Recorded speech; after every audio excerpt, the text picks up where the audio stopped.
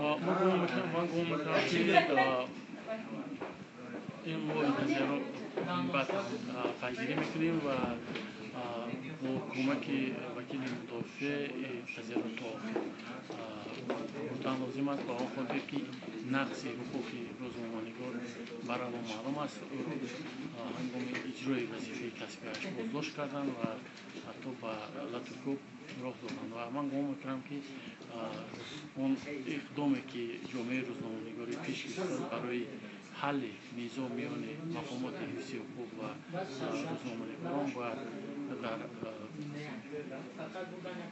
مورد بررسی قرار گرفت و اون ملاقاتی که ما تقاضا داریم از وزیر کارهای داخلی کشور باید تشکیل کرده شود و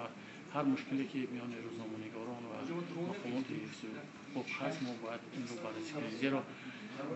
سفربر کردن مقامات حفظی حقوق معنای آن را ندارد که